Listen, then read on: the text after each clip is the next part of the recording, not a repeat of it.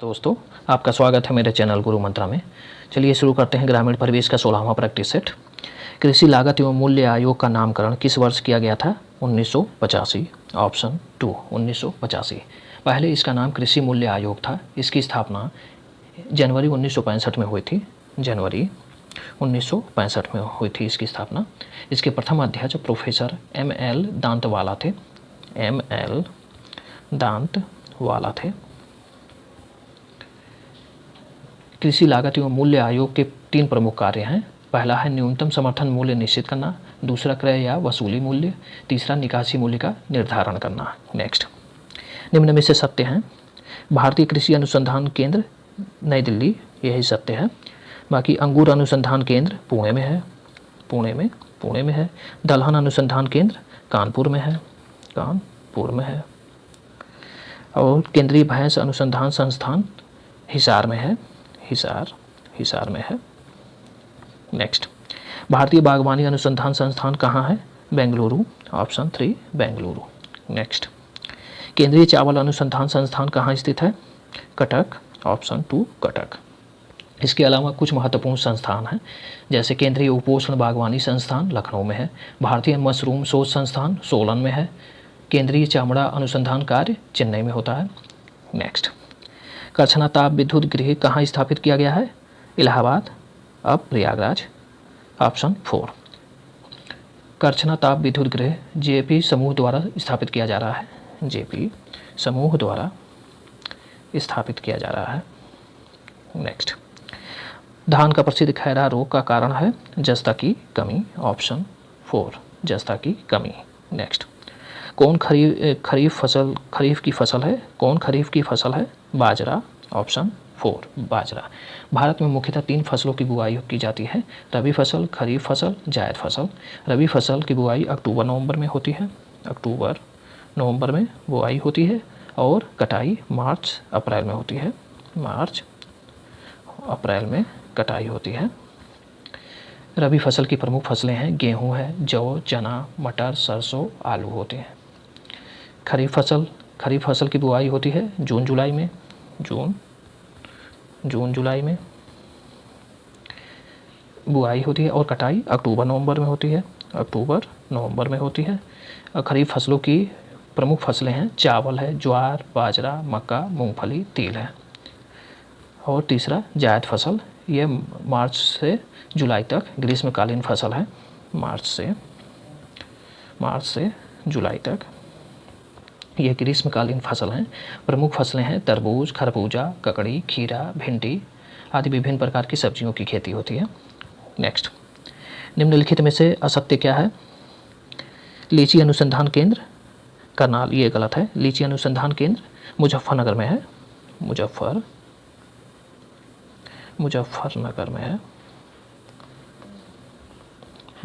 में है। केंद्रीय मत्स्यिकी शिक्षा संस्थान मुंबई में है, ये सत्य है। केंद्रीय कृषि अनुसंधान संस्थान पोर्ट ब्लेयर में है। केंद्रीय चारागाह अनुसंधान संस्थान झांसी में है। नेक्स्ट, निम्नलिखित में से सत्य है। मुर्गी पालन एवं अंडा रजत क्रांति। ऑप्शन 1। नेक्स्ट, 1 एकड़ में कितने वर्ग गज होते हैं? 4840 वर्ग गज। ऑप्शन 2। 1 एकड़ 4840 वर्ग गज के बराबर होता है, तथा 1 बीघा 3025 वर्ग गज के बराबर होता है। 1 बीघा 3025 वर्ग गज के बराबर होता है, और 20 बिस्वा 1 बीघा के बराबर होता है। 20 बिस्वा 1 बीघा के बराबर होता है, और 8 बीघा 24,000 वर्ग गज के बराबर होता है। 8 बीघा 24,000 वर्ग गज के बराबर होता है। 1 लाठा 99 इंच के बराबर होता है। 1 लाठा 99 इंच के बराबर होता है, नेक्स्ट, किसी ग्राम पंचायत द्वारा उप प्रधान को पद से हटाने के लिए कम से कम कितने पंचायत सदस्यों का समर्थन आवश्यक है? 2/3। ऑप्शन 3 2/3। 2/3 पंचायत सदस्यों का समर्थन आवश्यक होता है। नेक्स्ट, पशुपालन विभाग का निर्माण उत्तर प्रदेश में किस वर्ष हुआ था? 1944 ऑप्शन 4 1944। नेक्स्ट, हरित क्रांति के दौरान किस खाद्यान्न के उत्पादन में सर्वाधिक वृद्धि हुई? गेहूं, ऑप्शन 1 गेहूं।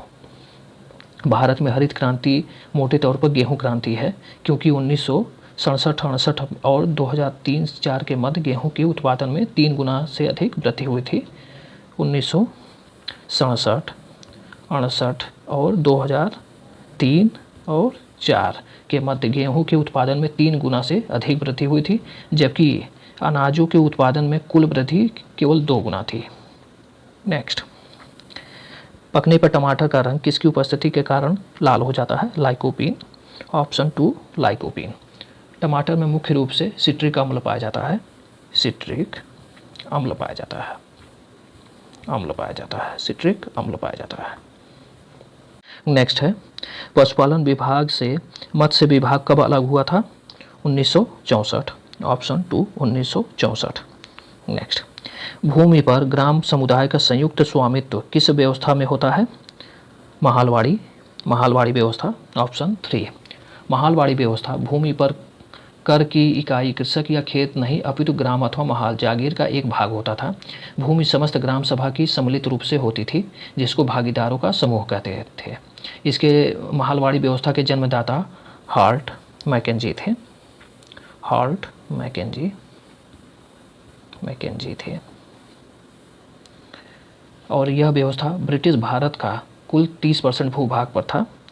यह व्यवस्था ब्रिटिश भारत का कुल 30% भूभाग पर था। इसके अंतर्गत उत्तर प्रदेश, मध्य प्रांत और पंजाब प्रांत आते थे। उत्तर प्रदेश, मध्य प्रांत और पंजाब प्रांत आते थे। नेक्स्ट, मानचित्र पर प्रदर्शित करने के लिए किसे वृत्त बनाकर उनके बीच में 2 समानांतर रेखाएं बनाकर अंकित करते हैं? नहर, ऑप्शन 1 नहर। नेक्स्ट, देश में सामुदायिक विकास परियोजना को प्रारंभ करने का मार्ग किस योजना के पश्चात आरंभ हुआ? इटावा अग्रगामी योजना, ऑप्शन 2 इटावा अग्रगामी योजना। नेक्स्ट, सर डेनियल हैमिल्टन द्वारा वर्ष 1903 में आदर्श ग्राम योजना कहाँ से आरंभ हुई थी? सुंदरम ग्राम, ऑप्शन 1 मद्रास के निकट सुंदरम ग्राम है। मद्रास के निकट सुंदरम ग्राम है, जहाँ मद्रास के निकट सुंदरम ग्राम में ग्राम विकास योजना का प्रारंभ किया गया था। नेक्स्ट, रेड रॉट रोग किस फसल से संबंधित है? गन्ना, ऑप्शन 2 गन्ना।